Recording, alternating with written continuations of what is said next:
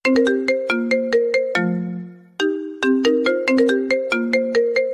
Officer, তুই জানিস না আমার পরিচয়, তাই আমার সঙ্গে এরকমটা করতে পেরেছিস। আমি তোর সঙ্গে এমন কিছু করব যেটা তুই কল্পনাও করতে পারবি না। শুধু আমাকে এখান থেকে বের হতে দে। ও আচ্ছা, তাই নাকি? তুই আমাকে থ্রেট দিচ্ছিস? অন ডিউটিরত একজন পুলিশ অফিসারকে থ্রেট দিচ্ছিস? তুই জানিস আমি এক মুহূর্তের মধ্যে তোর কি অবস্থা করতে পারি? আমার ব্যাপারে তোর কোনো আইডিয়া নেই। তোর ব্যাপারে আইডিয়া নেওয়া আমার কাজ নয়। তোর মতো পুলিশ অফিসার আমি পকেটে বলে রাখি, আর তুই একটা সামান্য পুলিশ অফিসার হয়ে আমার গায়ে হাত তুলেছিস। তুই খুব বড় ভুল করেছিস, যেটা তুই সময়ের সাথে সাথে বুঝতে পারবি। ও আচ্ছা, তাই বুঝি? ভুল যখন করেছিস তখন ভুলের মাসুল তো দিতেই হবে। তা তোর জন্য কি করতে হবে বল শুনি। তোর কিছুই করতে হবে না, যা করার আমিই করব। তুই শুধু 10 মিনিট অপেক্ষা কর, আর তারপর দেখ তোর থানায় আমাকে ছাড়ানোর জন্য কে আসে। ও আচ্ছা, কোন দেশের মন্ত্রী মিনিস্টার আসবে তোকে সরানোর জন্য? আমি সেটার জন্যই অপেক্ষা করছি। তোর কোন বাবা আসে আমি তার সঙ্গে দেখা করার জন্য অপেক্ষা করছি। এই অফিসার, তোকে আমি এখনো বলছি, তুই কিন্তু খুব খারাপ করছিস। আমাকে এক্ষুনি ছেড়ে দে বলছি। প্রিয়াঙ্কা তখন আশিকের কথার কোনো উত্তর না দিয়ে কনস্টেবলকে ডেকে বলতে লাগলো, কনস্টেবল, ওরে হ্যান্ডক্রাফট পরিয়ে আমার টেবিলে নিয়ে আসুন। এই বলে প্রিয়াঙ্কা সেখান থেকে চলে গেল। আরে ভিউয়ার্স, গল্পের এতদূর পর্যন্ত চলে এসেছে, এখনো পর্যন্ত তো আমাদের গল্পের নায়ক নায়িকার পরিচয়টাই দেওয়া হলো না। তো ভিউয়ার্স, চলুন আপনাদেরকে আমাদের গল্পের নায়ক নায়িকার পরিচয়টা দিয়ে আসি, আর তারপর না হয় সম্পূর্ণ গল্প শুনি। আমাদের গল্পের নায়িকা প্রিয়াঙ্কা একজন পুলিশ অফিসার। সে পড়াশোনা শেষ করে এই বছরই পুলিশের চাকরিতে জয়েন করেছে, পুলিশের অফিসার ইনচার্জ। আর এদিকে আমাদের গল্পের নায়ক আশিক, সে বাবার বকে যাওয়া একমাত্র ছেলে। তার বাবার কোটি কোটি টাকার সম্পদ, যার কোনো হিসাব নেই, কিন্তু একমাত্র ছেলেকে তিনি মানুষ করতে পারেননি। সারাদিন মদের আড্ডা, জোয়ার আড্ডা, রাস্তাঘাটে সব অপকর্ম করে বেড়ানোর নামে আশিক। এদিকে প্রিয়াঙ্কা এই তো 1 সপ্তাহ হলো নতুন জায়গায় পোস্টিং হয়েছে। ফ্যামিলি ছেড়ে সে একাই আছে। এই শহরে তার জানাশোনা বলতে সেরকম কেউই নেই। প্রিয়াঙ্কার 2 বোন। তার ছোট বোন এই বছর ইন্টার প্রথম বর্ষে পড়াশোনা করছে, আর তার বাবা 2 বছর আগে ব্রেন স্ট্রোক করে মারা গেছে। এখন বর্তমানে প্রিয়াঙ্কাই হলো তার ফ্যামিলির গার্ডিয়ান, কারণ তার আম্মু তারপরও মারা যাওয়ার পর থেকে ভীষণভাবে অসুস্থ হয়ে পড়েন। তিনি এখন শয্যাশায়ী। তো ভিউয়ার্স, অনেক কিছু তো বললাম, এবার চলেন মূল গল্পে ফিরে আসি, আর বাকি কথা না হয় গল্পের মধ্যেই জেনে নেবেন। এদিকে প্রিয়াঙ্কা আশিককে নিজের কেবিনে নিয়ে আসতে বলে। কেবিনে চলে আসে, আর তখনই সে অন্য একজন কনস্টেবলকে তার জন্য 1 কাপ গরম কফি বানিয়ে নিয়ে আসতে বলে। কফি নিয়ে আসার পর প্রিয়াঙ্কা কফি খেতে থাকে, আর এদিকে আশিককে তার সামনে একটা চেয়ারে বসিয়ে রাখা হয়েছে। আশিকের চোখ দিয়ে যেন আগুনের গোলা ঠিকরে পড়ছে। প্রিয়াঙ্কা আশিকের দিকে তাকিয়ে বলছে, জানি না তোরে কেমন বাবা মায়ের জন্ম দিচ্ছে। চেহারা দেখে তো মনে হয় ভালোই বড়লোক বাবার সন্তান, কিন্তু তোর আচার ব্যবহার আর ক্যারেক্টার এমন কেন? ওই মেয়ে, তোরে আমার ব্যাপারে এত এত ইন্টারেস্ট কেন? আমি কি তোর জামাই লাগি নাকি তুই আমাকে বিয়ে করবি? ওই হারামজাদা, তোর কোনো যোগ্যতা আছে আমাকে বিয়ে করার? আর তোর কি মনে হয় আমি তোর মতো একটা ক্রিমিনালকে বিয়ে করব, যে কিনা দিন রাত অপরাধ করে বেড়ায় আর যার কোনো জন্মের পর্যন্ত ঠিক নেই? তখনই আশিক চিৎকার দিয়ে বলতে থাকে, দেখ মাইয়া, তোরে এতক্ষণ ধরে সহ্য করতেছি আমি, কিন্তু আর সহ্য করব না। তুই আমার জন্ম নিয়ে কথা বলবি না। তুই জানিস না আমার বাবার পরিচয়? তুই যদি আমার বাবার পরিচয় জানতিস তাহলে আমাকে 10 বার সালাম দিয়া তারপর কথা বলতি। ও আচ্ছা, সেই জন্যই তো বলছি আমি তোর এখান থেকে কোথাও যেতে দেব না। ও আচ্ছা, সেই জন্য তো বলছি আমি তোরে এখান থেকে কোথাও যেতে দেব না। আমি দেখি তোর কোন বাবাই তোরে এখান থেকে ছাড়াইতে আসে। এখন মুখটা বন্ধ কইরা এখানে বইসা থাক, তা না হলে তোর মুখে আমি ট্যাপ লাগাই দিমু। এই বলে প্রিয়াঙ্কা নিজের কাজ করতে থাকে, আর কিছুক্ষণের মধ্যেই কনস্টেবল এসে প্রিয়াঙ্কাকে খবর দেয়, ম্যাডাম, রায়হান চৌধুরী এসেছেন, আপনার সঙ্গে দেখা করতে চান। ওকে আমার কেবিনে পাঠিয়ে দিন। এবার সেই বুঝতে পারবি আমি কোন ধানের চাল। ও আচ্ছা, ঠিক আছে, দেখি তোর বাবায় কোন দেশের মন্ত্রী মিনিস্টার যাকে আমি ভয় পেয়ে চলতে হবে। আমি তোর বাবার সম্মুখীন হওয়ার জন্য প্রস্তুত, শুধু আসতে দে আমার সামনে। তারপর তাকে এমন সাবান ছাড়া ধুয়ে দিব না, আর কোনোদিন আমার সামনে এসে কথা তো দূরের কথা, দাঁড়ানোর সাহসটাও পাবে না। এই বলে প্রিয়াঙ্কা তার কেবিনে বসে থাকে। কিছুক্ষণের মধ্যেই কেউ একজন দরজায় নক করে বলতে থাকে, madam, may I coming? Yes. ও আচ্ছা, তাহলে আপনি সেই যেমন কুলাঙ্গার ছেলের জন্ম দিয়েছেন। বলতে বলতে প্রিয়াঙ্কা আশিকের বাবার দিকে তাকায়। আর আশিকের বাবা প্রিয়াঙ্কার দিকে চেহারাটা বেশ চেনা চেনা লাগছে, কিন্তু তারপরে তিনি চিনতে পারছেন না। তাই তিনি প্রিয়াঙ্কাকে জিজ্ঞাসা করলেন, ইফ ইউ ডোন্ট মাইন্ড, আপনার বাড়ি কোথায় জানতে পারি? এখানে ডিউটি করতে এসেছি, কারো কাছে নিজের পরিচয় দিতে নয়। হ্যাঁ, আমি সেটা বুঝতে পারছি, কিন্তু আপনি হয়তো ভুলে যাচ্ছেন আমি আপনার বাবার বয়সী ভাই। আমার সঙ্গে এরকম আচরণ করা থেকে বিরত থাকলে খুশি হব। আপনি আমার বাবার বয়সী এবং অন্য একজনের বাবা, তাই আপনাকে আমি যথেষ্ট রেসপেক্ট করি, কিন্তু এরকম কুলাঙ্গার ছেলের জন্ম দিয়েছেন যার জন্য আপনাকে সম্মান দিয়ে কথা বলতেও আমার একটু রুচিতে বাধে। শোনো, এস এ ফাদার হিসাবে তোমাকে একটা অ্যাডভাইস দিই, পাপকে ঘৃণা করো, পাপীকে নয়। আমি জানি আমার ছেলেকে আমি সুশিক্ষায় শিক্ষিত করতে পারিনি। ছেলেটাকে একটু বেশি আদর স্নেহ ভালোবাসা দিতে গিয়ে একটু বেশি মাথায় উঠিয়ে ফেলেছি, যার ফল আমাকে এখন ভোগ করতে হচ্ছে। যদি আমার ছেলেটাকে এতটা আদর স্নেহ ভালোবাসা না দিতাম তাহলে হয়তো আজ আমার এই দিন দেখতে হতো না। By the way, that your matter. আমার বাড়ি ময়মনসিংহের নেত্রকোনায়। কিছু মনে করো না, তোমাকে আমার চেনা চেনা লাগছে। তোমার বাবার নাম কি আয়মান? হ্যাঁ, কিন্তু আপনি আমার বাবাকে কিভাবে চিনেন? বাই দ্য ওয়ে, আপনি আমার বাবার পরিচিত বলে এরকমটা মনে করবেন না আমি আপনার ছেলেকে কোনো পানিশমেন্ট না দিয়ে এখান থেকে ছেড়ে দেব। আরে না, তুমি ভুল কিছু ভাবছো। আরে না, তুমি ভুল কিছু ভাবতেছো। আমি তোমাকে সেরকম কখনোই বলবো না। আমার ছেলে অপরাধ করেছে, অবশ্য তার শাস্তি পাওয়া উচিত। কিন্তু আমি তোমাকে একটা কথা বলতে চাই। আমি তোমার বাবার বন্ধু। আমি সেই ছোটবেলায় একবার তোমাদের বাড়িতে গিয়েছিলাম। তোমার কি মনে আছে? তখন তুমি ক্লাস 5-এ পড়তে। আমরা তোমাদের এলাকায় ঘুরতে গিয়েছিলাম, আর সেখানে গিয়ে তোমাদের বাড়িতে গিয়েছিলাম, আর তোমাদের বাড়িতে 3 দিন থেকে ছিলাম। প্রিয়াঙ্কা বেশ কিছুক্ষণ চুপ করে রইল, আর তারপরেই বলতে লাগলো, ও আচ্ছা, তাহলে আপনি সেই আঙ্কেল। আমি চিনতে পেরেছি। প্লিজ বসুন। আপনার সঙ্গে এতক্ষণ বেয়াদবি করার জন্য আমি দুঃখিত। না, ঠিক আছে। আসলে আমার ছেলেটা ছোটবেলায় তার মাকে হারিয়েছে। তারপর থেকেই একা একা মানুষ করেছি। ব্যবসার সংসার সামলাতে গিয়ে হিমশিম খেয়ে উঠেছি। ছেলেকে আমি প্রপার টাইম দিতে পারিনি, আর যার ফল আমাকে এখন ভোগ করতে হচ্ছে। I am so sorry uncle, আমি বুঝতে পারিনি। আপনার সঙ্গে এতক্ষণ যে কথাগুলো বললাম তার জন্য আমি সত্যিই আন্তরিকভাবে দুঃখিত। আপনি প্লিজ আমাকে ক্ষমা করে দেবেন। আমি আপনাকে এই কথাগুলো এইভাবে বলতে চাইনি। আসলে আপনার ছেলেকে আজ যেখান থেকে অ্যারেস্ট করেছি আমি এই কথাগুলো না বলে পারছিলাম না। হ্যাঁ মা, আমি জানি আমার ছেলে অমানুষ বানিয়ে ফেলেছি, কিন্তু কি করব বলো? অ্যাজ এ ফাদার আমি তো আর তাকে মেরে ফেলতে পারি না। সে আমার সন্তান, তো তার ভালো মন্দ একবার করার দায়িত্ব আমার ছিল। কিন্তু এই মুহূর্তে আমি চারিদিক সামলে উঠতে পারছি না, আর ছেলের কথাও চিন্তা করতে গিয়ে দ্বিতীয় বিয়ে করিনি। আমি বুঝতে পেরেছি আঙ্কেল, আপনাকে হার্ট করার জন্য আমি দুঃখিত। প্লিজ আপনি আমাকে ক্ষমা করে দিবেন। এদিকে আশিক এতক্ষণ ধরে সবকিছুই চুপচাপ শুনছে। তখনই আশিকের বাবা আশিককে বলতে লাগলো, বাবা, তুই কি আর কোনোদিনও মানুষ হবি না? তোর জন্য আমি আর কত করব। আমি এইসব আর কিছু সহ্য করতে পারছি না। ব্যবসা ফেলে রেখে তোর পিছনে আমাকে ছুটে চলতে হয়। তুই তো এখন বড় হয়েছিস, এবার অন্তত নিজের ভালোটা নিজে বুঝতে শেখ। বাবা, আমি সেরকম কোনো কিছুই করিনি। তুমি এই মেয়ের কাছে কেন নত হয়ে কথা বলছো? ওর কত বড় সাহস তুমি জানো? ও আমার গায়ে হাত তুলেছে। আমি আর শেষ না দেখে ছাড়বো না। সে অন্যায় কিছু করেনি, সে অন্যায় কিছু করিনি। তুমি যেটা করেছো তার প্রাপ্য ফল তোমাকে দিয়েছি। তুমি যেটা যোগ্য সেটাই তুমি পেয়েছো। এখন ওকে দোষ দিয়ে তো কোনো লাভ নেই। বাবা, তুমি এই অফিসারের সামনে আমাকে অপমান করছো। এটা কিন্তু একদম ঠিক করছো না। তুমি জানো ও আমার গায়ে হাত তুলেছে, আর তারপরেও তুমি ওকে সাপোর্ট করে কথা বলছো। তুমি চুপ করো। তুমি যে কর্মকাণ্ডগুলো করে বেড়াও, তারপরেও তো মানুষের সামনে কথা বলতে আমার লজ্জা করে। আর সেখানে তুমি কিনা বলছো আমি কেন তার সঙ্গে নত হয়ে কথা বলছি। ওর শরীরে তো এখনো মানুষের রক্ত আছে। বিদায় তোমার সঙ্গে এখনো খারাপ কিছু করেনি।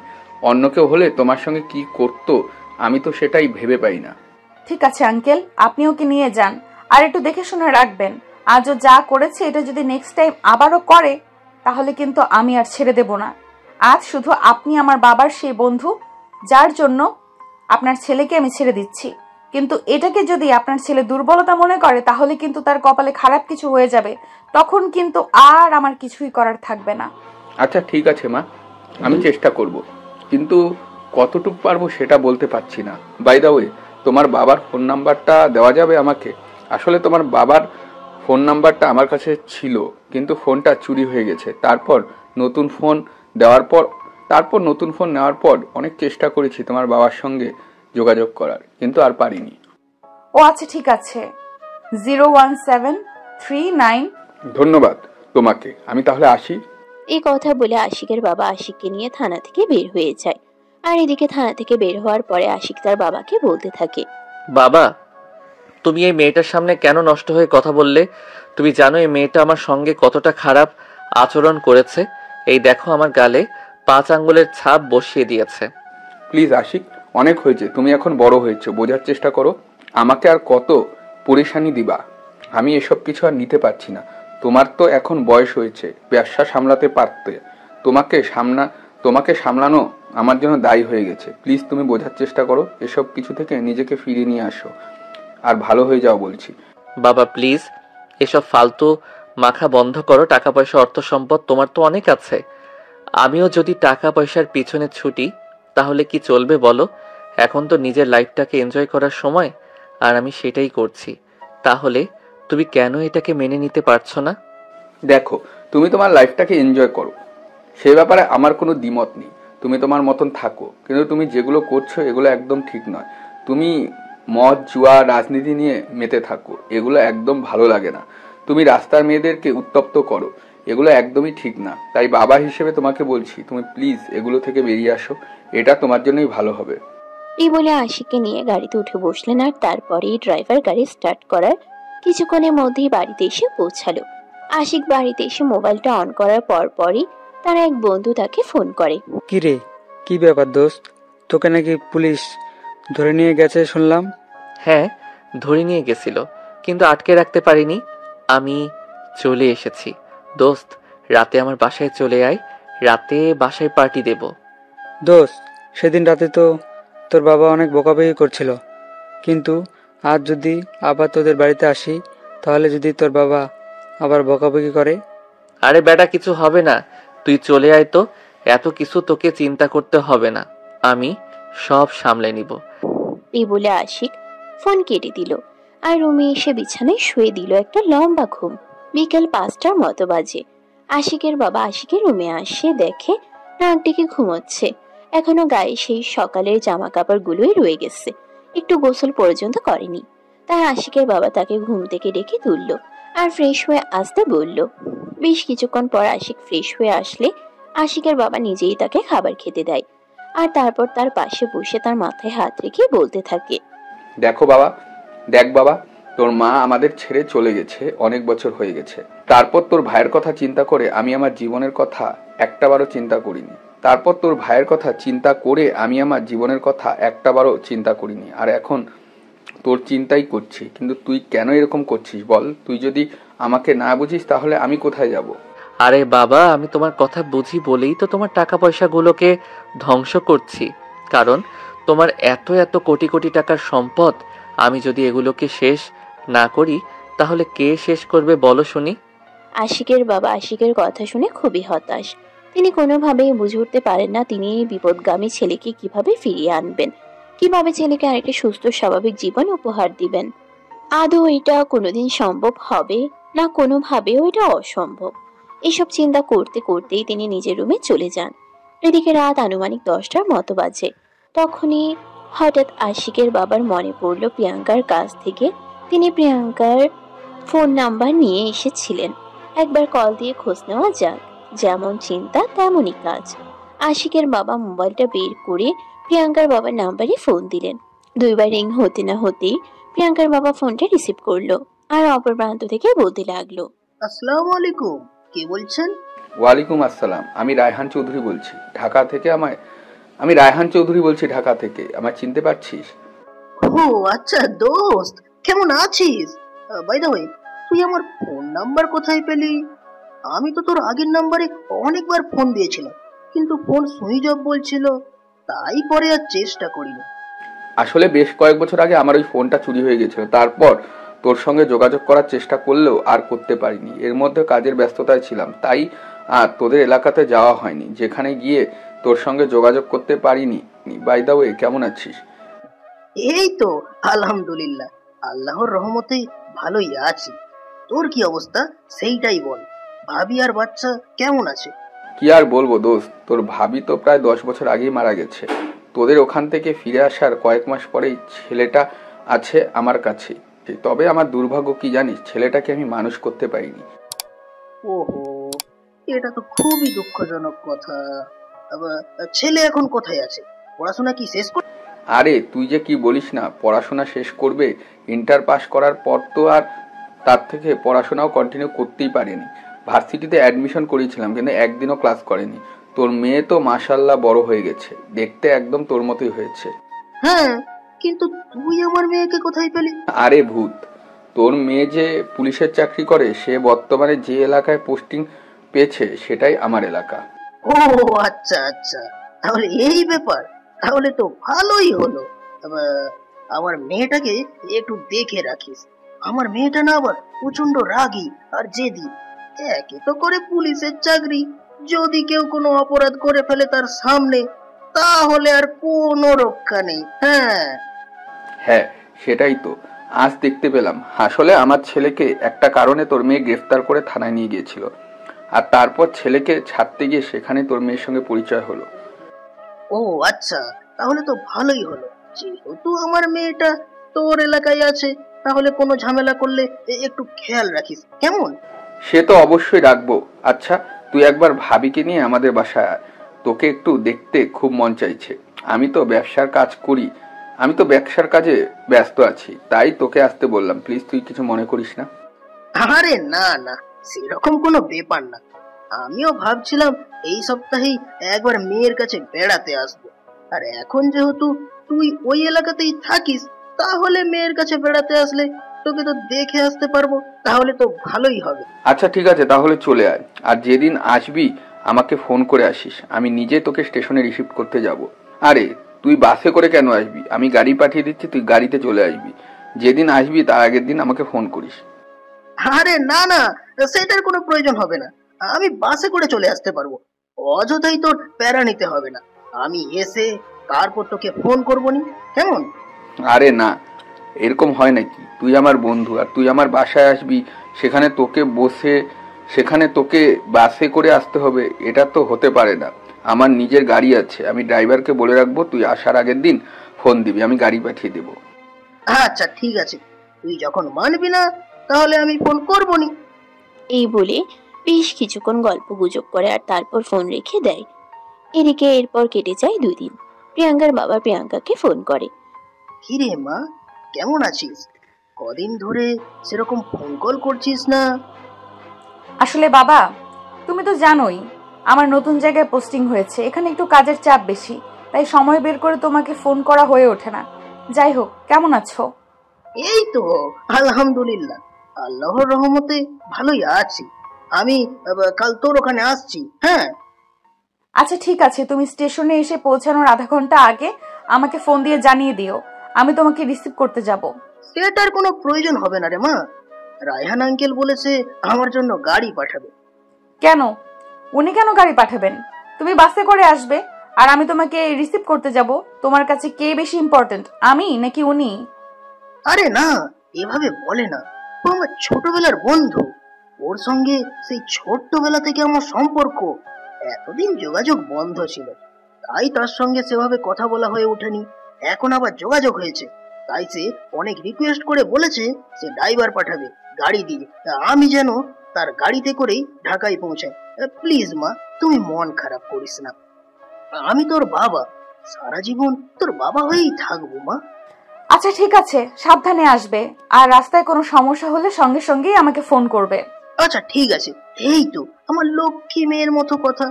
আমি জানি আমার মেয়ে সবকিছুই বুঝবে এবং সবকিছুই নিজের মতো করে হ্যান্ডেল করবে। আচ্ছা তাহলে রাখি আমি। হ্যাঁ, ভালো থাকিস আর নিজের খেয়াল রাখিস মা। ওকে বাবা, আচ্ছা ঠিক আছে। এই বলে প্রিয়াঙ্কা ফোন রেখে দিল। আর সেদিন রাতে আশিকের বাবা প্রিয়াঙ্কার বাবার জন্য তাদের বাড়িতে গাড়ি পাঠিয়ে দেয়। প্রিয়াঙ্কার বাবা পরের দিন সকালে ঢাকার উদ্দেশ্যে রওনা দেয়। ঢাকায় এসে পৌঁছাতে বিকেল 3টার মতো বেজে যায়। প্রিয়াঙ্কার বাবা গাড়িতে করে সোজা আশিকদের বাড়িতে চলে গেল। ওদিকে প্রিয়াঙ্কার ডিউটি শেষ হলো বিকেল 4টায়। তখনই প্রিয়াঙ্কা তার বাবাকে ফোন দিল। আসসালামু আলাইকুম বাবা, তুমি কোথায় আছো?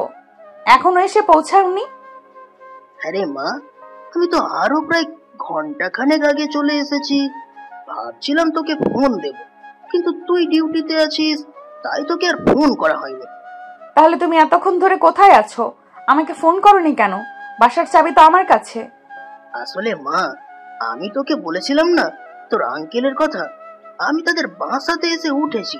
ওরা তো আমাকে সোজা এখানে নিয়ে চলে এসেছে, তাই তোকে আর ফোন করা হয়ে ওঠেনি। মানে আমি বুঝলাম না, আমি তোমার মেয়ে, আমি তোমার কাছের মানুষ, নাকি ওরা? আমি তো সেটাই বুঝতে পারছি না। তুমি আমার বাসায় আসবে, আগে আমার সঙ্গে দেখা করবে, সেটা না করে তুমি অন্য আরেকজনের বাসায় চলে গিয়েছো কেন? তখনই আশিকের বাবা প্রিয়াঙ্কার বাবার কাছ থেকে ফোনটা নিলেন, আর তারপর তিনি নিজেই প্রিয়াঙ্কাকে বলতে লাগলেন, দেখো মা, তোমার বাবা এখানে আসতে চাইছে, আমি তাকে জোর করে এখানে নিয়ে এসেছি। সে বলেছিল তোমার বাসায় চলে যাবে, কিন্তু আমি ড্রাইভারকে বলেছি এখানে চলে আসতে। সোনা, তোমাকে একটা কথা বলি, আজ রাতে আমাদের বাড়িতে ডিনারের আয়োজন করা হয়েছে, তুমি ওখানে চলে এসো, সবাই মিলে একসঙ্গে খাওয়া দাওয়া করবো এবং আনন্দ করব। কিন্তু আঙ্কেল। আর কোনো কিন্তু নয় মা, আমি অ্যাড্রেস পাঠিয়ে দিচ্ছি তোমাকে মেসেজে, তুমি এক্ষুনি চলে আসো বলে আশিকের বাবা ফোনটা কেটে দিলেন। আর কিছুক্ষণের মধ্যেই নিজের বাসার অ্যাড্রেস প্রিয়াঙ্কাকে মেসেজ করে পাঠিয়ে দিলেন। এদিকে প্রিয়াঙ্কাও আর কোনো উপায়ান্তর না দেখতে পেয়ে আশিকদের বাসায় চলে আসলো। প্রিয়াঙ্কা দরজার সামনে দাঁড়িয়ে কলিং বেল চাপ দেয়। তখনই আশিকদের বাসার কাজের মেয়েটা এসে দরজাটা খুলে দিল। প্রিয়াঙ্কা বাড়ির ভিতরে প্রবেশ করে অবাক। এটা তো দেখতে একদম একটা রাজপ্রাসাদের মতো বাড়ি। চারদিক অনেক সুন্দর করে পরিপাটি করে সাজানো, বিশাল ড্রয়িং রুম। আর ঠিক ওই মুহূর্তে আশিক সিঁড়ি দিয়ে নিচে নামছিল বাইরে কোথাও যাবে বলে। প্রিয়াঙ্কাকে দেখে আশিক বলে উঠল, কি ব্যাপার? পুলিশ অফিসার আজ সোজা আমার বাসায় কেন চলে আসলো? আজ তো আমি কোনো ক্রাইম করিনি। প্রেম করলেই কারোর বাসায় কেউ আসতে পারবে, সেটা তো কোনো হাদিসে লেখা নেই। আমার ইচ্ছে হয়েছে তাই এসেছি বাড়ি। আপনার আব্বু কোথায়? আব্বু মনে হয় ওনার নিজের রুমেই আছেন। ওনার রুমে কেউ একজন গেস্ট এসেছে। ওনার রুম, উনি ওনার সঙ্গে কথা বলছেন। তবে এটা জানা হলো না আপনি কেন এসেছেন। আমার সব প্রশ্নের উত্তর সবাইকে দিতে আমি সব প্রশ্নের উত্তর সবাইকে দিতে বাধ্য নই। I hope you better understand what I সে।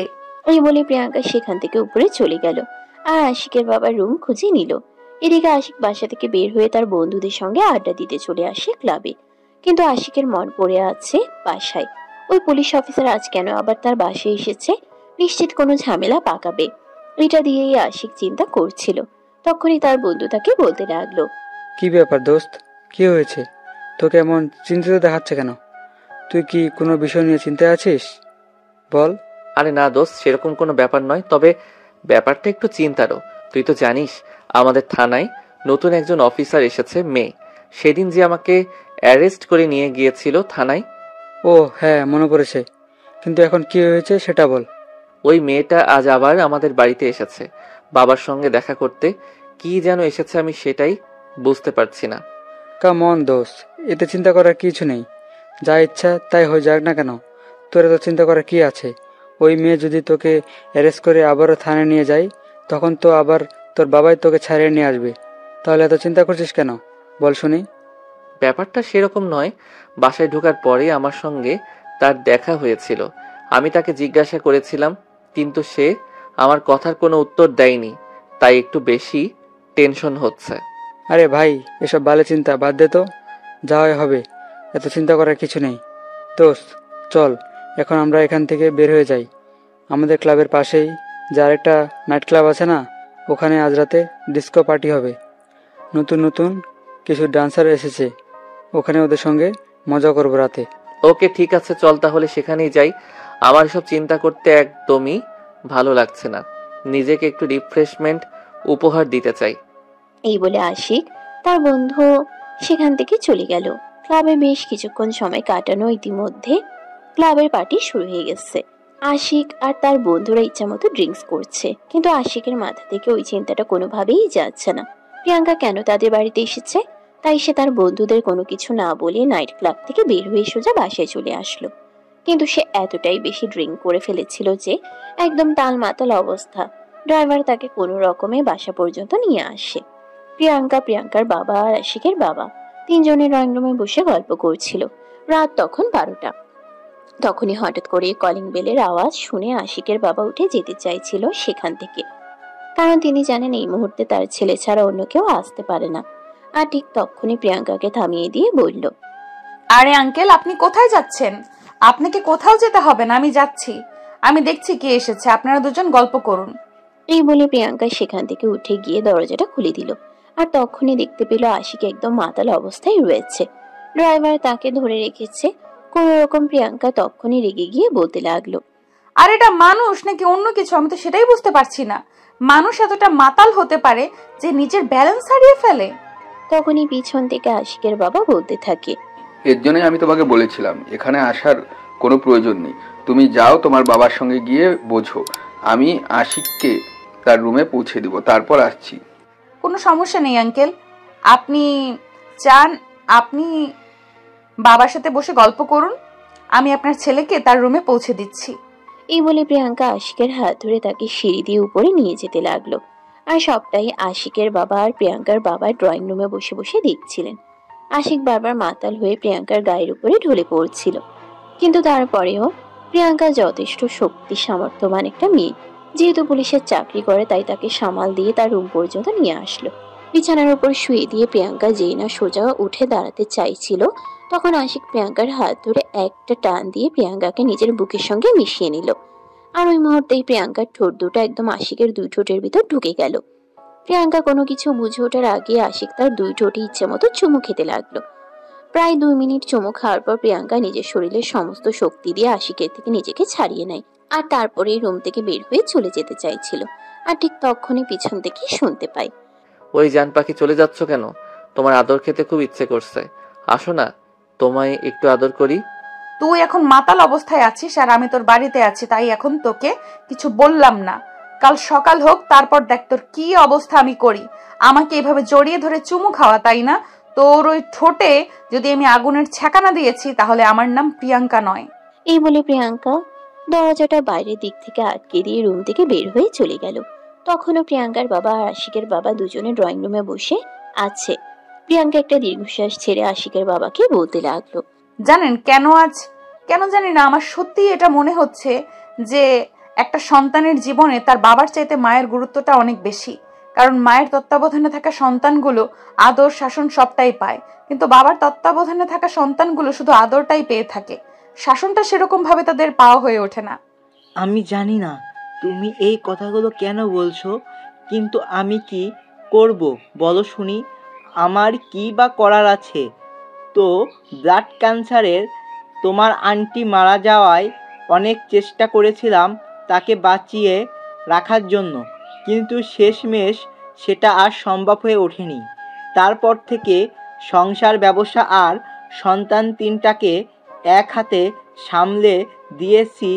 সৎ মা ঘুরে আসলে আমার ছেলেকে অবহেলা অনাদরে বড় হতে হবে, তাই চিন্তা করে দ্বিতীয় বিয়েও করিনি। আমি জানি আঙ্কেল, আমি সবটাই বুঝতে পেরেছি। তবে আপনাকে শুধু আমার একটা কথাই বলার, আল্লাহ আমাদের জন্য যেটা লিখে রেখেছেন সেটাই হবে, আজ না হোক কাল। আল্লাহ সিদ্ধান্ত মেনে নেওয়া ছাড়া আমাদের আর কিছুই করার নেই। এই বলে প্রিয়াঙ্কা সেখান থেকে উঠে চলে গেল। আর এদিকে প্রিয়াঙ্কার বাবা আর আশিকের বাবা তখনও সেখানে বসে বসে গল্প করছে। কথার চলে হঠাৎই প্রিয়াঙ্কার বাবা আশিকের বাবাকে বলে ওঠে, দোস্ত তুই আবার আমার কথায় কিছু মনে করিস? দোস্ত তুই আবার আমার কথায় কিছু মনে করিস না। তোকে একটা কথা বলি শোন, প্রত্যেকটা ছেলের নষ্ট হওয়ার পিছনে যেমন কোনো নারীর অবদান থাকে, তেমনি ওই ছেলে খারাপ পথ থেকে বেরিয়ে আসার জন্য কিন্তু একজন নারী প্রয়োজন, বুঝলি? হ্যাঁ আমি জানি, আর তুই কেন এই কথাটাই বলছিস আমি সেটাও জানি, কিন্তু কি করব আমি বল?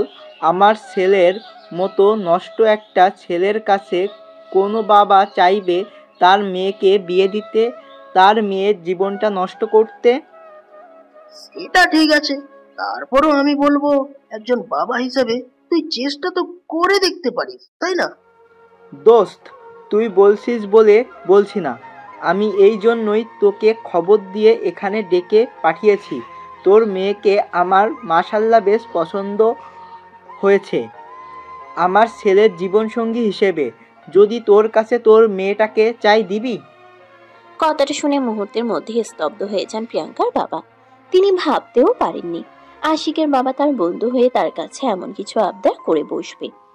প্রিয়াঙ্কা এই যুগের পড়াশোনা জানা শিক্ষিত একটা মেয়ে। সে এরকম একটা ক্রিমিনালকে বিয়ে করবে এটা তো জাস্ট ভাবাও যায় না, যার চরিত্রে কোনো ঠিক নেই। রাত বিরাতে নেশা করে বাড়ি ফিরে আসে। মদ জুয়ার আড্ডা রাস্তা না, মেয়েদের উত্ত্যক্ত করা যার নেশা। তাকে কোনোদিন প্রিয়াঙ্কা নিজের স্বামী হিসেবে মেনে নিবে এটা তো তিনি কল্পনাও করতে পারেন না। তাই কথাটা ঘুরিয়ে দেওয়ার জন্য তিনি বলতে থাকেন, আরে দোস্ত, হাউ ইজ দিস পসিবল? তুই হয়তো ভুলে গেছিস তোর ছেলের চাইতে আমার মেয়ে বয়সে বড়, প্রায় 2 বছরে। না, আমি ভুলে যাইনি। এটা আমার খুব ভালোই মনে আছে, আর আমি খুব ভালোই জানি। দেখ, বয়স একটা সংখ্যা মাত্র। মূল কথা হলো ভালোবাসা। তোর মেয়েকে দেখে আমার মনে হয়েছে তোর মেয়ে আমার ছেলেটাকে ভালো পথে ফিরিয়ে আনতে পারবে, তাই তোকে এই কথা বলা। দেখলে না, একটু আগে যখন আশিকি বাড়িতে ফিরে আসলো, আমি আশিককে তার রুমে পৌঁছে দিতে চাইলেও তোর মেয়ে নিজ দায়িত্বে তাকে রুমে পৌঁছে দিল। প্রিয়াঙ্কার বাবা তখনও কিছুক্ষণ চুপ করে থাকেন, আর তারপর আবারও তিনি বলতে থাকেন, হ্যাঁ, আমি সেটা দেখতে পেয়েছি, কিন্তু আমার মনে হয় তার মানে এইটা নয় যে আমার মেয়ে তোর ছেলেকে বিয়ে করতে রাজি বা তাকে বিয়ে করতে চায়। সে একজন পুলিশ অফিসার, এবং আমার মেয়ে সে নিজের দায়িত্ব নিজে জানে, যে বড়দের সম্মান করতে জানে। ওই আর আমি এখানে বসে গল্প করছি, এখানে বয়সের সবচেয়ে ছোট সে, তাই সে এই কাজটা করেছে নিজের দায়িত্ব থেকে, আর কিছু না রে ভাই। দেখ, আমি অত কিছু জানি না, জানতেও চাই না, শুনতেও চাই না। তোর মেয়েকে দেখে আমার মনে হয়েছে সে তোকে যথেষ্ট সম্মান করে, শ্রদ্ধা করে আর ভালোবাসে। তুই যদি তোর মেয়ের কাছে কোনো কিছু চাস বা তাকে কিছু করতে বলিস, সে তোর মুখের উপর কখনোই না বলতে পারবে না। হ্যাঁ, সেটা তো অবশ্যই, কারণ আমি আমার মেয়েকে সুশিক্ষা দিয়ে বড় করার চেষ্টা করেছি, এবং আমার মনে হয় আমি আমার মেয়েকে সেটা দিতে পেরেছি। তখনই আশিকের বাবা প্রিয়াঙ্কার বাবাকে বলতে থাকেন, হ্যাঁ, আমি সেই জন্যই বলছি। প্লিজ দোস্ত, আমি তোর বন্ধু হয়ে তোকে অনুরোধ করে বলছি, তুই তোর মেয়ের সঙ্গে এ ব্যাপারে একবার কথা বল। আমি আশা করি তোর মেয়ে কখনোই না বলবে না। প্লিজ, তুই একবার কথা তো বলে দেখ। আচ্ছা ঠিক আছে, আমি কথা বলবো, কিন্তু আমার মেয়ে যদি রাজি না হয় তাহলে কিন্তু তুই আমাকে কোনো দোষ দিতে পারবি না, এটা আমি আগেই বলে রাখলাম। হ্যাঁ। আশিকের বাবাও তখন প্রিয়াঙ্কার বাবার কথাই রাজি হয়ে গেল।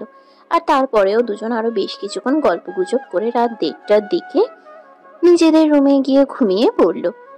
সকালবেলা ঘুম থেকে উঠেই প্রিয়াঙ্কা ফ্রেশ হয়ে রেডি হয়ে ডিউটিতে চলে গেল, আর তারপরেই তার বাবাকে ফোন করে বলল আর তার বাসায় চলে যাওয়ার জন্য।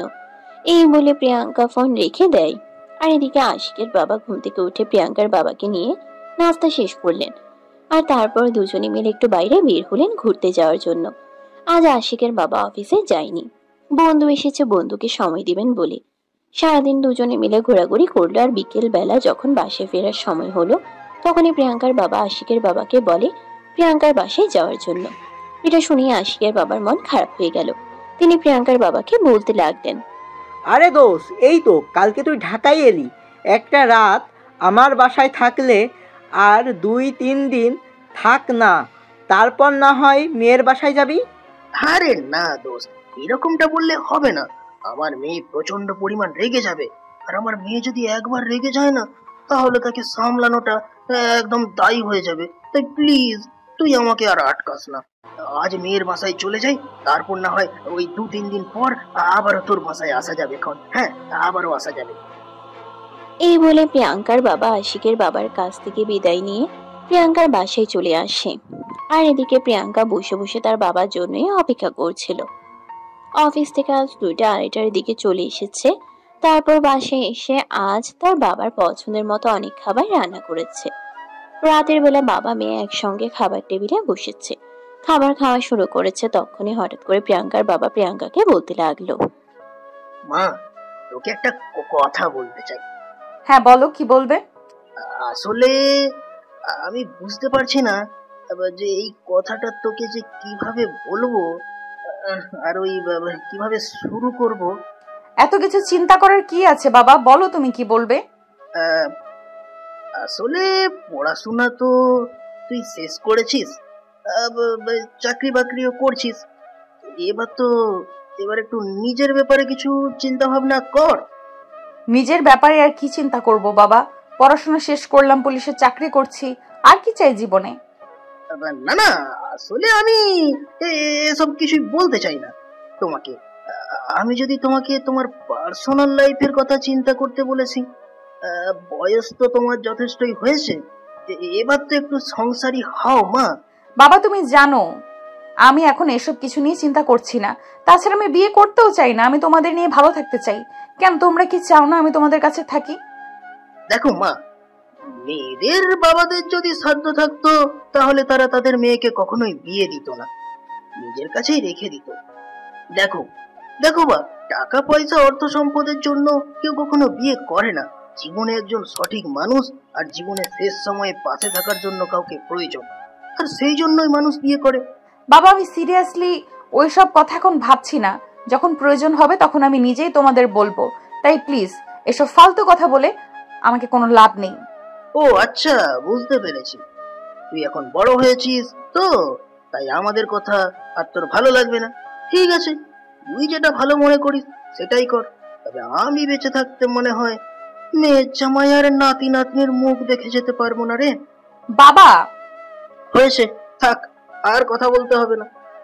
তুমি যখন আমার কথা রাখবেই না, তখন আমি কালকেই এখান থেকে চলে যাব, আর কখনো তোর সঙ্গে কোনো কথা বলবো না।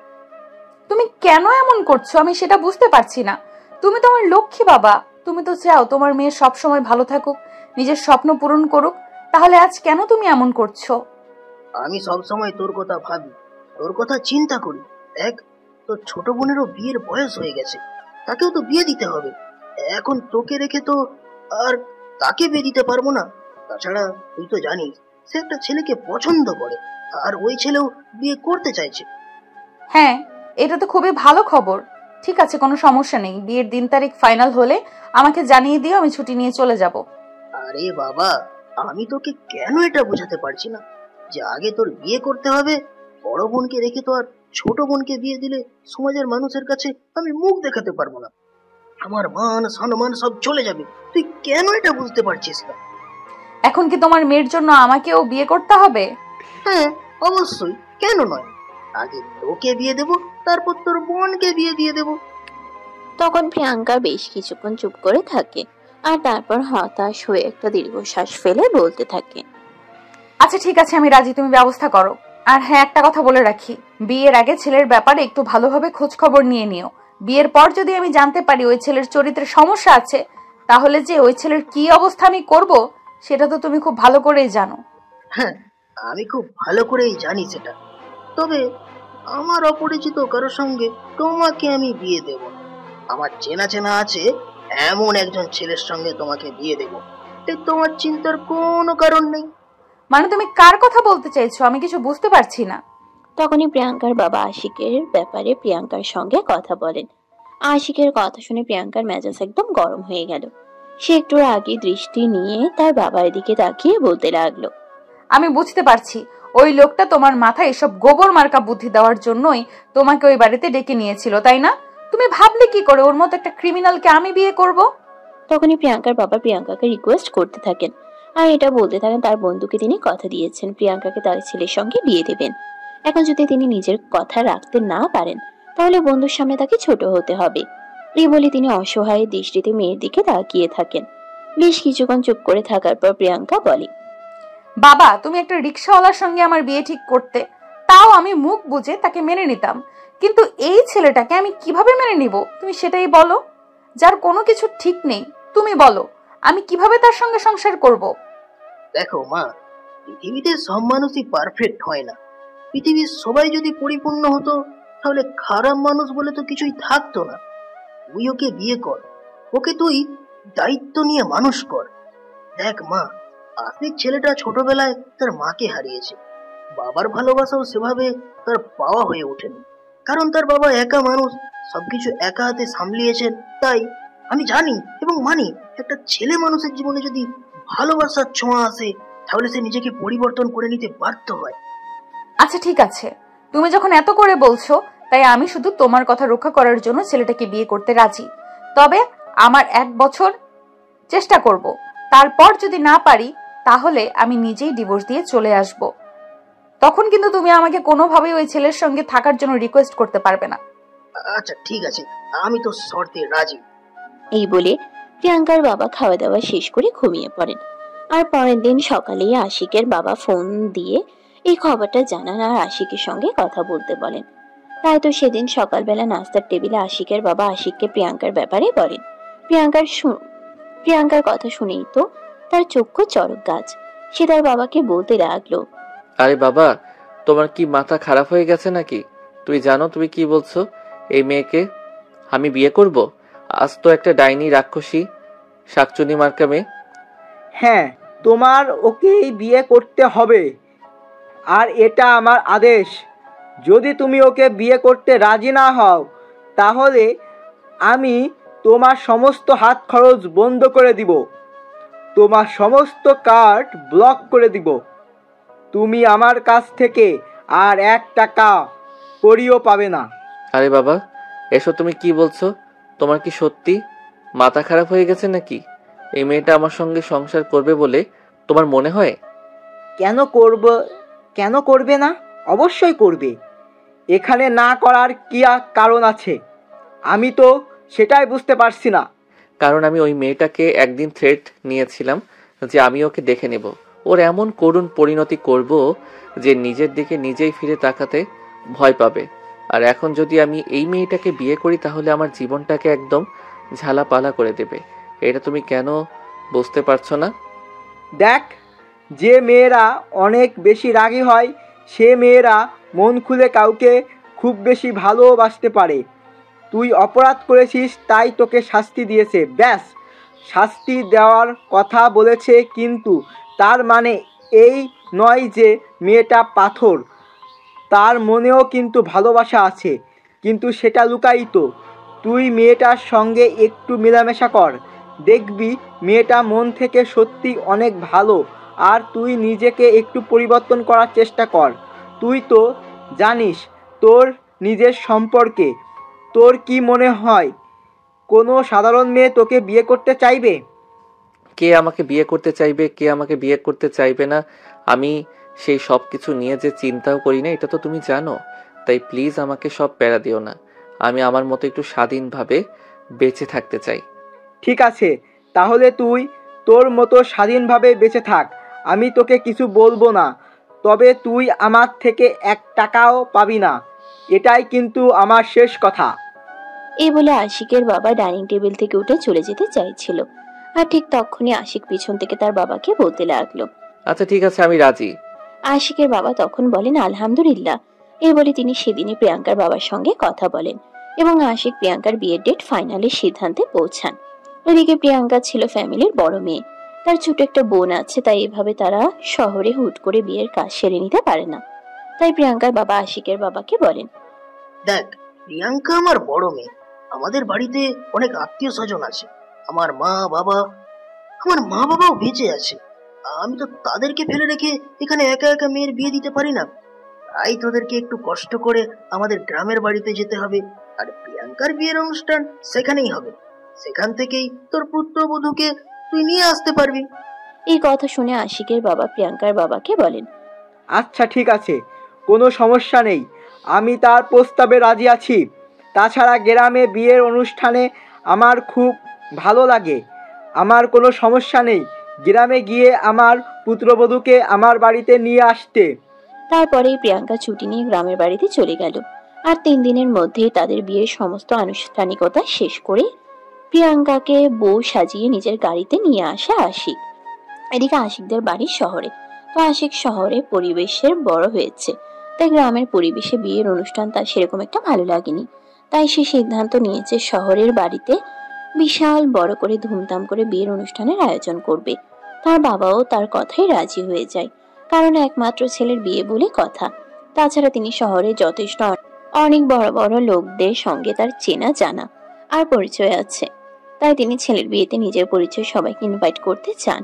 সে আশা মনে নিয়েই ছেলের বিয়ের অনুষ্ঠানের আয়োজন করেন। এদিকে রাত 11টা বাজে। প্রিয়াঙ্কা আশিকের রুমে নতুন বউয়ের সাথে বসে আছে। আশিকের রুমটা আজ আরো অনেক বেশি সুন্দর লাগছে, কারণ সারা রুম কাঁচা ফুল দিয়ে সাজানো হয়েছে। ফুলের গন্ধে সারা রুম মোমো করছে। বেশ কিছুক্ষণ পরেই আশিক রুমে প্রবেশ করে, আর তারপরে মাথা থেকে পাগড়িটা খুলে রেখে ওয়ার্ড্রপে ড্রয়ার খুলে একটা সিগারেটের প্যাকেট হাতে নেয় আর একটা লাইটার। তখনই প্রিয়াঙ্কা বিছানা থেকে নেমে এসে খপ করে তার হাত থেকে সিগারেটের প্যাকেটটা ছিনিয়ে নেয় আর বলতে থাকে, কই হারামজাদা, তোর কত বড় সাহস! আমি তোর সাহস দেখে অবাক না হয়ে পারছি না। আমি একজন পুলিশ অফিসার, তারপর এখন তোর বিয়ে করা বউ তোর রুমের ভেতরে বসে আছি, আর তুই আমাকে রেখে কিভাবে সাহস পেলি সিগারেটের প্যাকেট নিয়ে বাইরে গিয়ে সিগারেট খাওয়ার? আরে পাগল নাকি, মাথা খারাপ? আমার রুমের ভিতরে আমি যা ইচ্ছে তাই করবো, এতে আমি কারোর কোনো সমস্যা হলে সেটা দেখতে পারবো না। আর হ্যাঁ, এই যে মিস, শোনেন, আমি শুধু আমার বাবার কথাই আপনাকে বিয়ে করেছি, কিন্তু তার মানে এই নয় যে আপনি আমার ব্যক্তিগত জীবনে হস্তক্ষেপ করবেন আর আমি সেটা মুখে বলছি সহ্য করে নেব। ও আচ্ছা, তাই বুঝি। তাহলে তোর কেন এরকমটা মনে হলো? আমি একজন পুলিশ অফিসার হয়ে তোর মতো একটা ছেলেকে বিয়ে করেছি, আর তার উপর আবার তোর এইসব কিছু আমি সহ্য করব? এটা তুই ভাবলি কি করে বলতো শুনি? এখানে এত কিছু ভাবাভাবির কি আছে? আমি তো সেটাই বুঝতে পারছি না। আপনাকে বিয়ে করেছি ঠিক আছে, কিন্তু তার মানে এই নয় আমি আমার জীবনের উপর আপনাকে অধিকার খাটাতে দেব। আচ্ছা ঠিক আছে, আমিও শুধু আমার বাবার কথাতেই তোকে বিয়ে করেছি।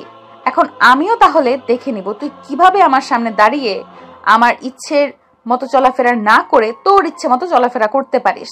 আর তুই মিস কাকে বললি? আমি তোর বিয়ে করা বউ। তোর নামটা কি যেন? আশিক চৌধুরী, তাই না? আজ থেকে আমি প্রিয়াঙ্কা থেকে প্রিয়াঙ্কা চৌধুরী হয়ে গেলাম। দেখুন, এসব ফালতু আমার একদম ভালো লাগছে না। আমাকে এখন সিগারেট খেতেই হবে। আজ শুধু বিয়ে করেছি বলে ড্রিঙ্কস করছি না, তবে সিগারেট থেকে আমাকে কেউ আটকে রাখতে পারবেন না। ভালো চান তো সিগারেটের প্যাকেটটা দিয়ে দিন। আমি ভালো কিছু চাই না, আমি চাই তো খারাপ কিছু হোক, কারণ আজ তোর সঙ্গে আমার বিয়ে হয়েছে। আজ আমাদের বাসর রাত।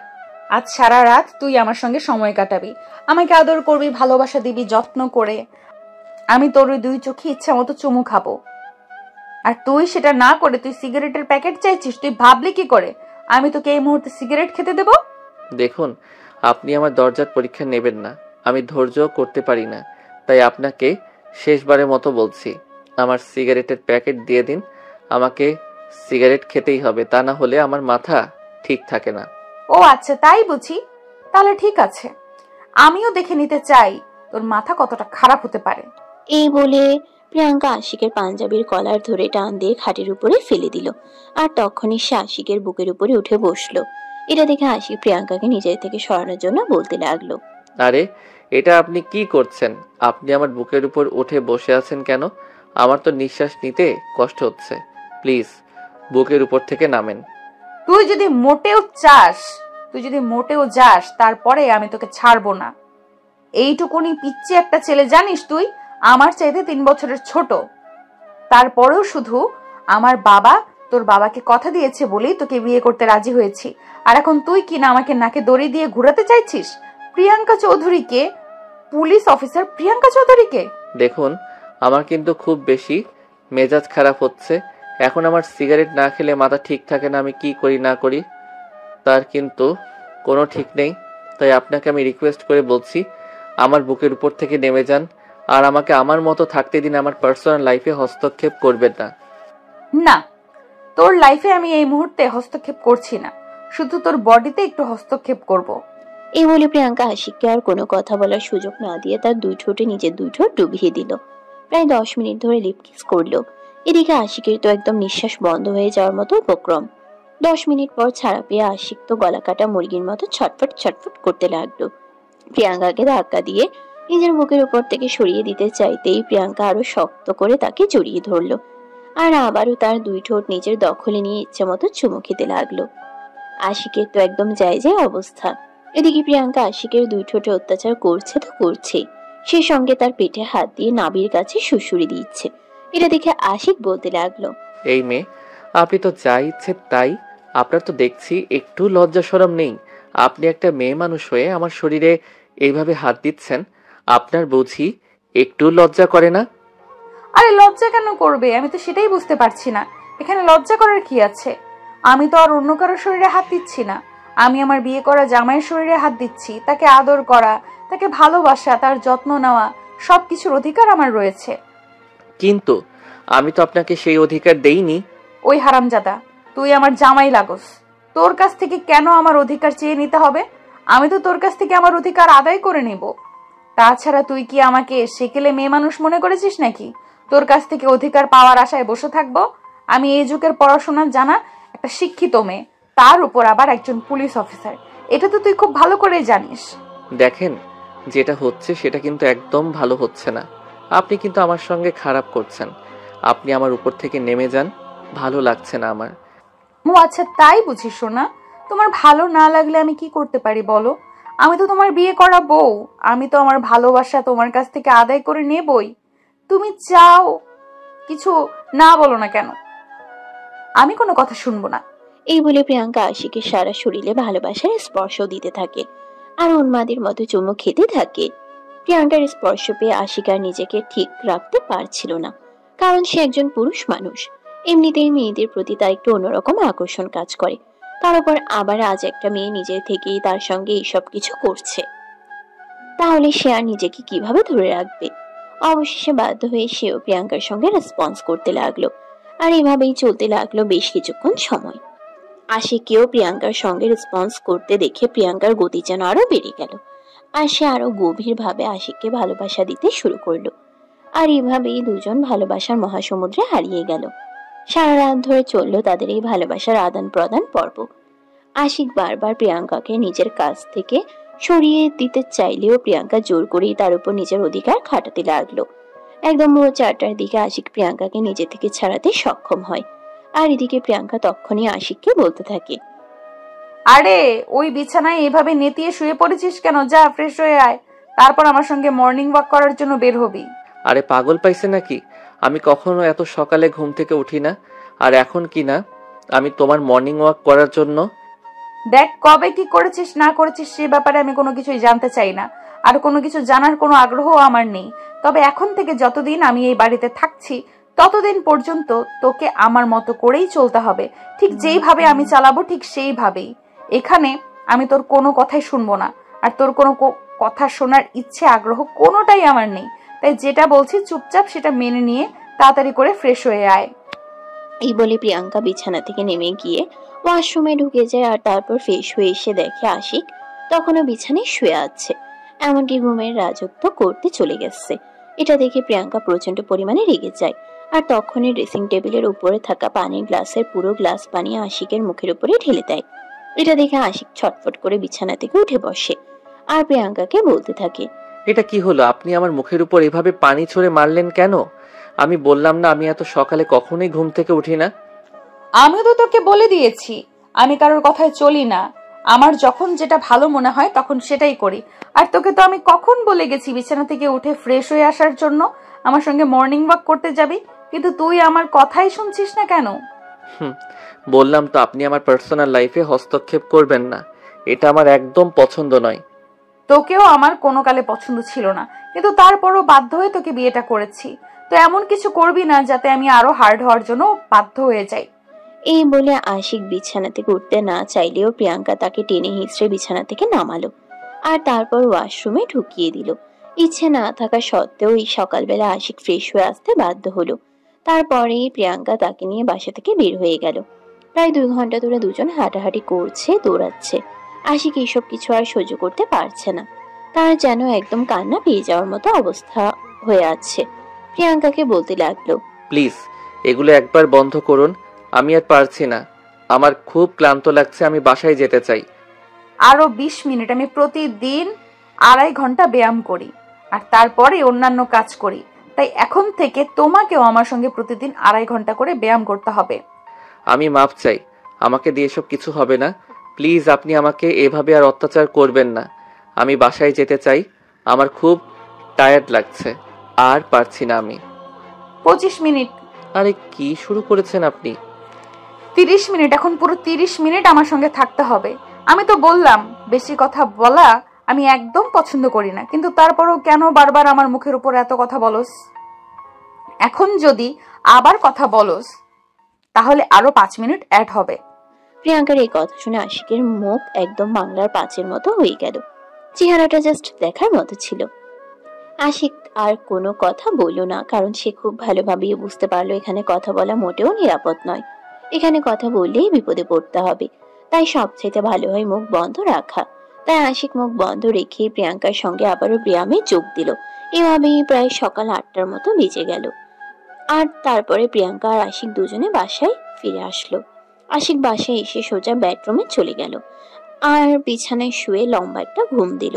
এদিকে প্রিয়াঙ্কা বাসায় আসা মাত্রই কিচেনে ঢুকে গেল নিজের হাতে সবার জন্য নাস্তা বানানোর জন্য। যদিও বাসায় কাজের মেয়ে প্রতিদিন সবার জন্য নাস্তা বানায়, কিন্তু প্রিয়াঙ্কা কাজের মেয়েকে কাল রাতেই সবকিছু বলে রেখেছিল।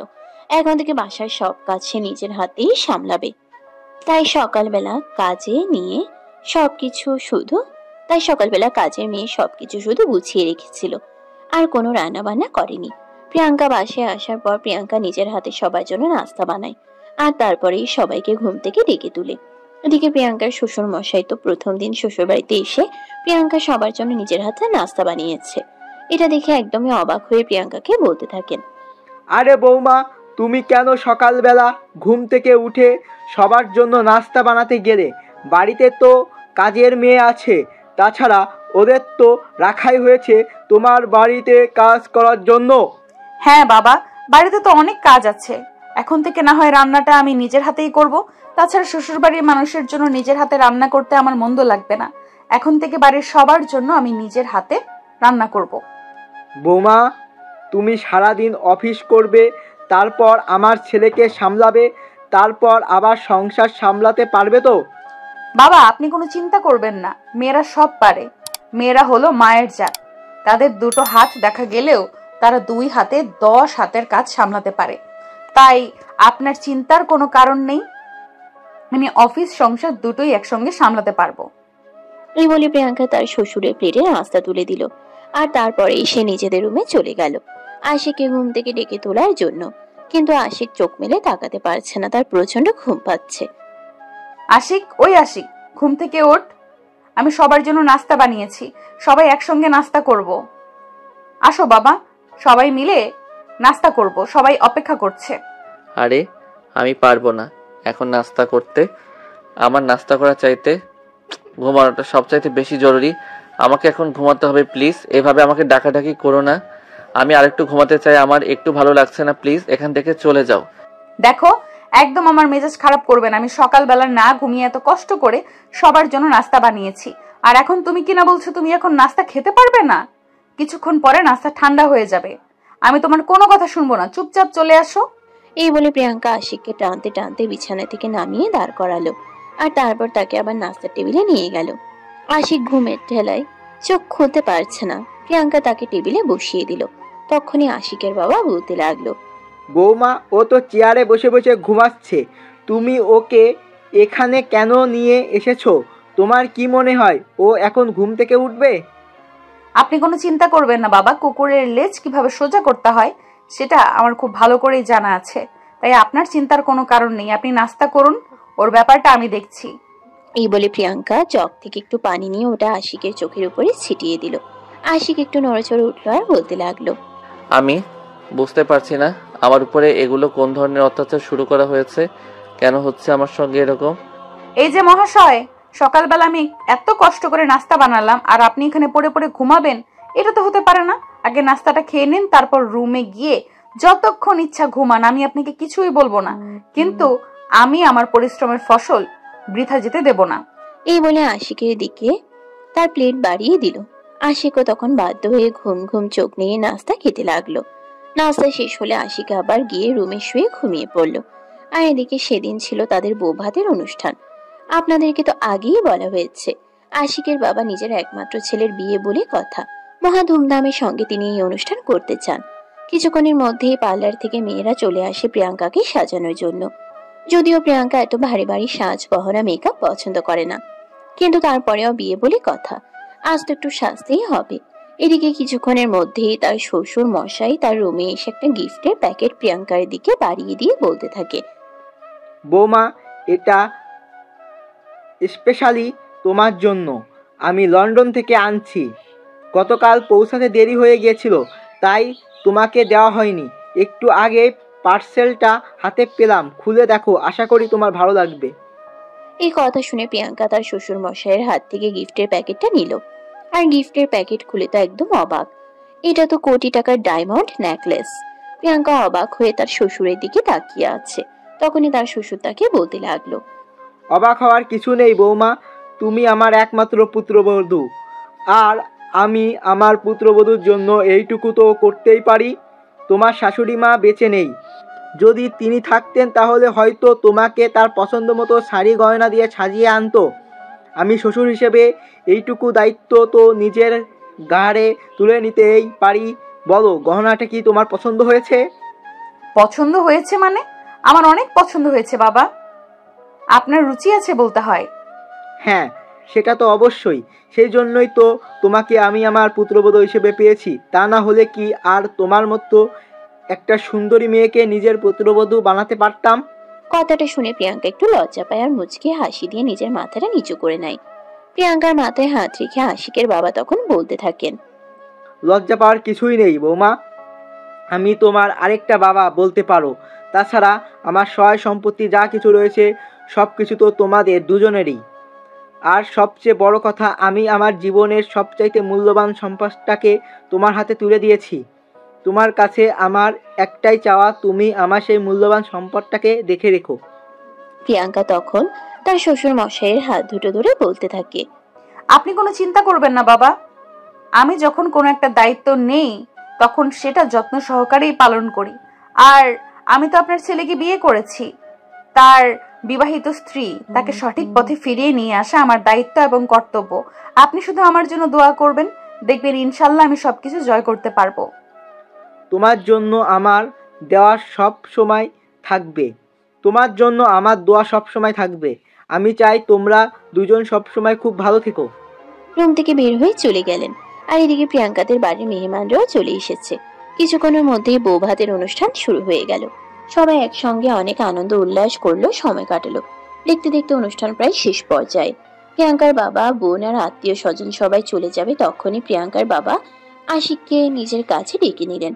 আর তারপরে প্রিয়াঙ্কা আর আশিকের হাত দুটো একত্র করে বলতে লাগলেন, দেখো, তোমাদের কাছে আমাদের আর কিছুই চাওয়ার নেই, শুধু এইটুকু কথা বলি, আমাদের বন্ধুত্বের মর্যাদাটা রেখো, যেন এমন না হয় তোমাদের জন্য আমাদের বন্ধুত্বের সম্পর্ক নষ্ট হয়, এটা মনে রেখো প্লিজ।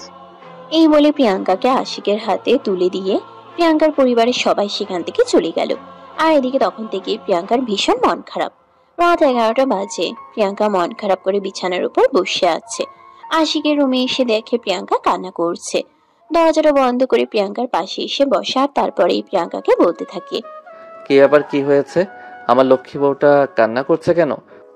বাড়ির সবার জন্য খুব মন খারাপ করছে, সবাই আমাকে রেখে চলে গেল, এক দুইজন তো থেকে যেতে পারতো। মন খারাপ করে না, আমরা তো কিছুদিন পর তাদের এখানে আবার ঘুরতে যাব, তাহলে মন খারাপ করার কি আছে? কিন্তু তারপরেও মেয়ে মানুষের জীবনের নতুন অধ্যায়ের সূচনা হলে পরিবারের মানুষজনদের পাশে থাকাটা খুব জরুরি। আমি তো আছি তোমার পাশে, চিন্তা করো না, সব ঠিক হয়ে যাবে। আর তুমি খুব ভালো থাকবে, শুধু আমার উপর ভরসা রেখো। আমি তো তোমার বাবাকে কথা দিয়েছি তোমাকে ভালোবেসে ভালো রাখবো। আমি আমার কথা রক্ষা করতে যা করতে হয় তাই করব। ও আচ্ছা, তাই বুঝি। তুমি কবে থেকে এতটা দায়িত্ববান হয়ে গেলে? যখন থেকে তোমার জামাই হয়েছি। তাই বুঝি? তাই। এই বলেই আশিক প্রিয়াঙ্কাকে টান দিয়ে নিজের বুকের সঙ্গে মিশিয়ে নিয়ে প্রিয়াঙ্কার চোখের জল মুছে দেয়। আর তারপর তার কপালে আলতো করে একটা চুমু এঁকে দেয়।